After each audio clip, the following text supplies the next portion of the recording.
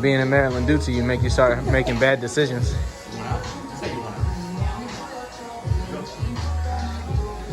And he wants an ice pick.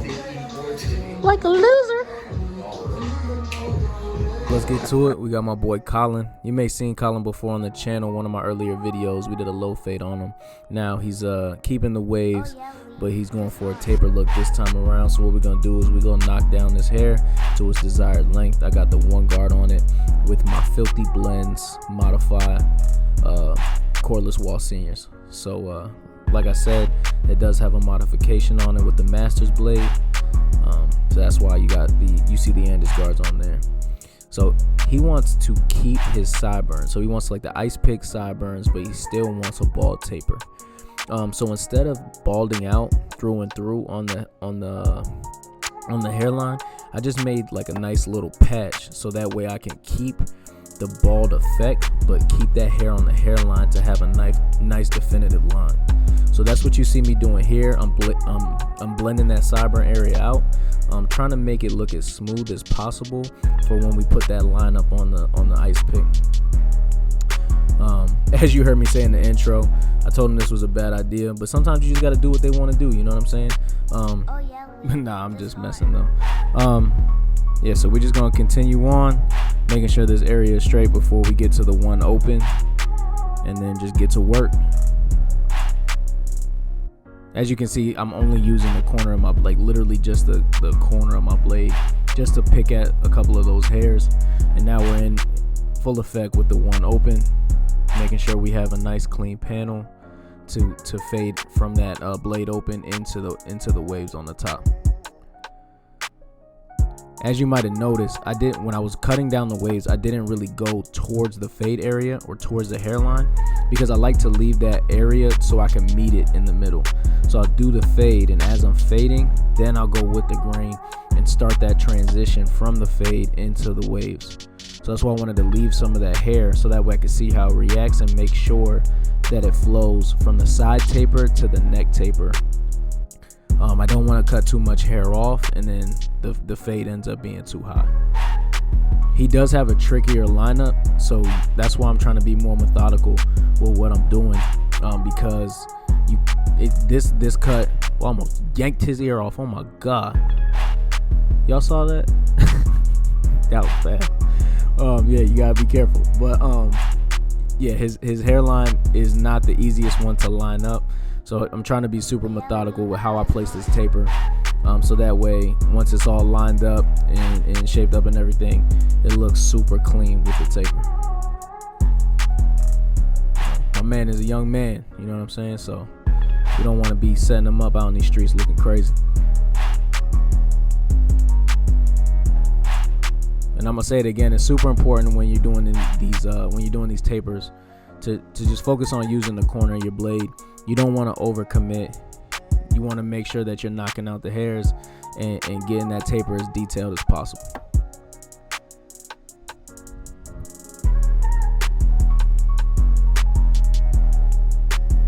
So now that this is the zero guard, we're gonna probably take the guard off and then go in with the blade open, as you see here. And then we're just working our way down to that bald area. I switched up the clippers for detail work, just because these clippers give a different effect, do something different. It's just my way. Switching clippers a lot of the times is my way of cross-checking. It just cuts a little different, you know. So that's one way I go about it, making sure that after I cut, I'm constantly brushing the hair back down to see where it's going to naturally lay. So now that we got that side done, we're going to move on to the other side. This side is going to be sped up a little bit faster. Obviously, we're going through the same steps, so there's not really too much of a difference, you know. You just got to duplicate what you did on the same time. On the other side. Ideally, you would like to maybe do your guidelines all together, like your initial guidelines all together to keep the consistency. But if you use reference points, it's not really necessary. I know that I'm going right where the ear connects, and then with my bald section, and then going with, you know, 1-inch section for my one guard, and then same thing going towards the top. So you don't want to overcomplicate things, and yeah, get the haircut done in a timely fashion. this YouTube grind has been crazy, man. Like with everything going on with helping build Tune 45 and the online academy, and it's just been wild. So the commitment on the YouTube needs to be better. Getting you guys more content, being more consistent, just like with anything else. Cause you know, I enjoy doing this. I still love cutting hair, even though I'm only doing it 1 day a week now. And it's super fun, and it's dope that even though I'm only doing it once a week, I can still connect with so many people in the industry, and just provide value in some sort of way. Because at the end of the day, I haven't really even been doing it this long. I've been in the game for 4 years, and I've never actually had a chance to be a full-time barber. Ever since I got brought on with Tune 40, when I got brought on with Tune 45, I was like 6 months out of barber school, maybe even sooner than that. Traveling around the country and stuff, so I'm only in the shop 2 or 3 days a week. Never really got a chance to get those reps in.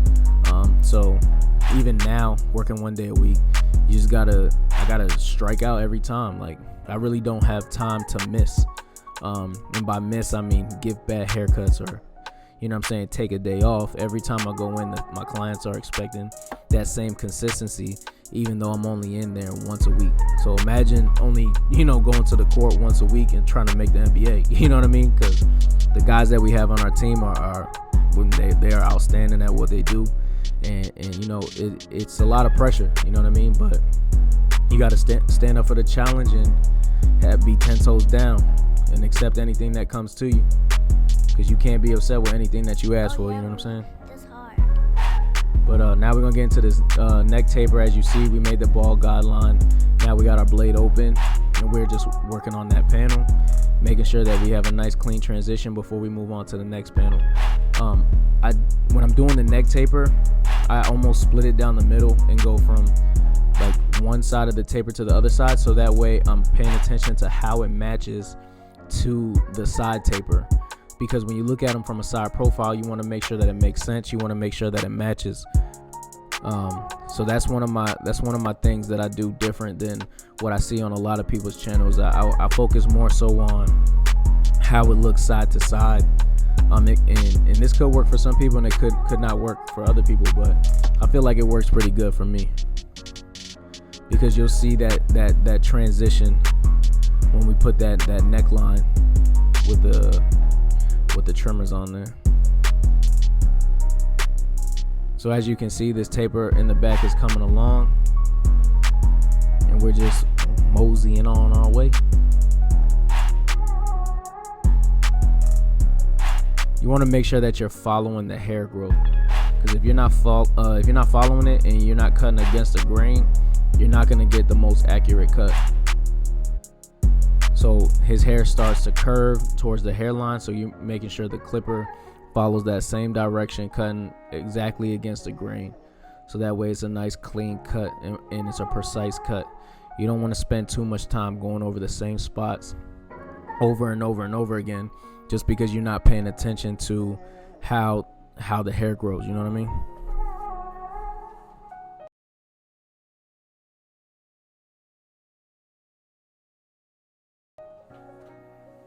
Oh yeah, Lee, this hard.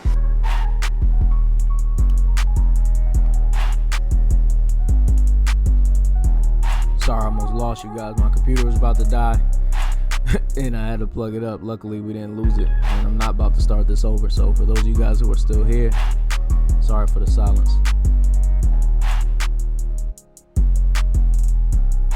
Man, 2021 should be a great year. I've been working on the schedule, or trade show schedule. We got a lot of events coming up. If you guys are out there at the events, starting in the summer, starting July, we got a lot of events coming up. I feel like there's like a couple every month from July to the end of the year. So any ones that we'll be participating in, you definitely see it on my page, Basio's page, the Tune 45 page. So make sure you guys come out and connect with us, because Lord knows that we miss being out there with you guys. Oh yeah, Lee, this hard. So this cut is coming along pretty nice. Damn, I didn't focus the camera the way it should have been in the back. I got caught up in the cut and wasn't paying attention to it. you can see I'm just doing detail stuff. I got the blade open and I'm just looking at certain areas, cleaning it up. There we go, we got the focus back. So this looks like to be my regular wall cordless senior, with the fade blade on it, and I use this clipper mostly for detail stuff. After I've already went through my system, I'll bring this one out and touch up the areas. You can see here I'm following the hair growth. I'm using the corner of my blade, just trying to pink any little hairs. So yeah, you can see there the taper's looking pretty nice.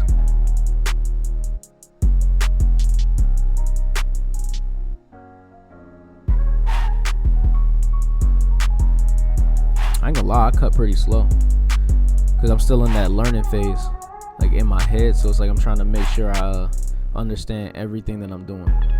So now to get this hair laid, I got some finishing foam on there. Then we're gonna brush it in. We got the hard brush. We're gonna brush it in. We just wasted a whole clump of some expensive finishing foam, a whole nother clump of expensive finishing foam, because we just got money to blow. Yes, that was sarcasm, by the way. Put the rag on it, get it nice and laid. I don't really wear do-rag, so I really don't know what I'm doing. Yeah, so that was a little process. So while we're letting the hair dry, I'm gonna do his mustache, clean up his face, and then hopefully by then it's dried up enough. Probably hit it with a blow dryer too. At least I should hit it with the blow dryer. We had an overhead dryer at the shop, but it broke, so I'm actually supposed to go to the store tomorrow and get one. So probably by the next time you see me do one of these cuts, we'll have it at the shop, so you can see how that service is done. Just finishing this up.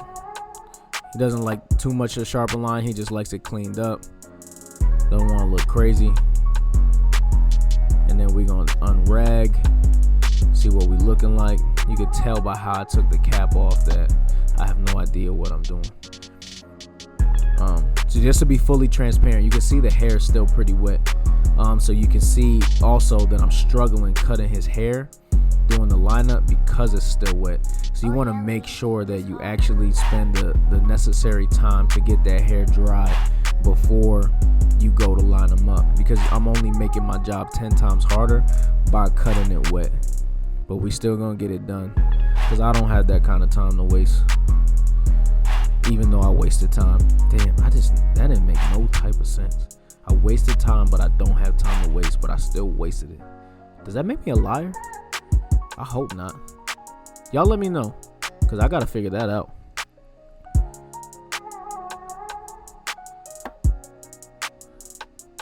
Boom. The foundation is nice. We're moving along to the other side.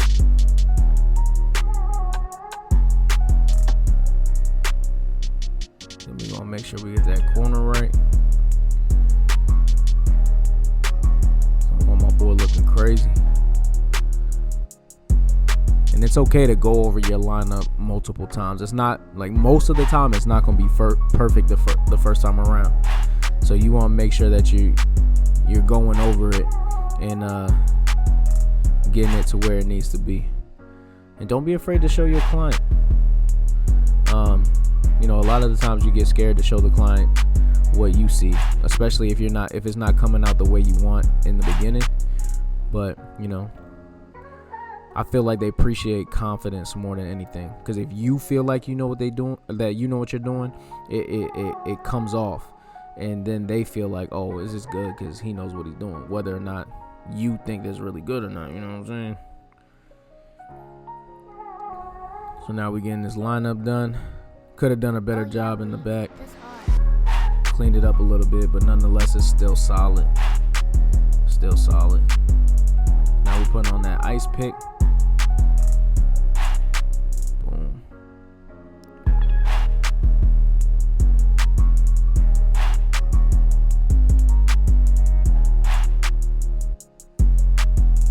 It's about time for some new blades. Them things ain't hitting the way they used to. But luckily, you know what I'm saying, we're going to come back with that 245 limited edition Laker color, LeBron color, razor handle with the triple expose. I got the highest exposure blade on mine, so you can see that thing gliding.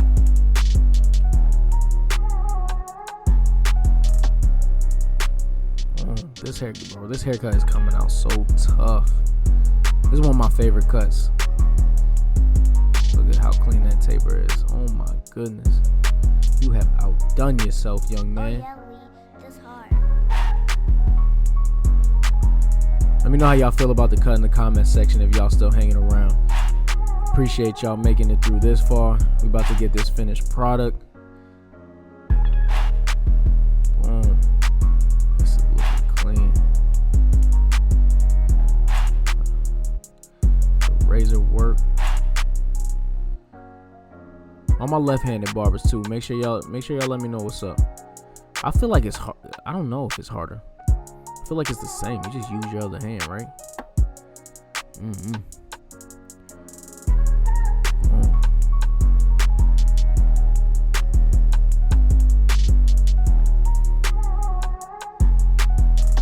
No haircut is complete without hitting them eyebrows. I don't know if that's a Florida thing or what, because when I lived in Maryland, nobody hit my eyebrows. But when I moved to Florida, it's like a standard. Like, we don't even charge extra for eyebrows. It's just something that you just gotta do. Like, if you don't do people's eyebrows at the shop, they look at you like you crazy. Like, yo, you gonna hit my eyebrows? Like, I got you, fam. Relax. It's the last part. You should know this by now.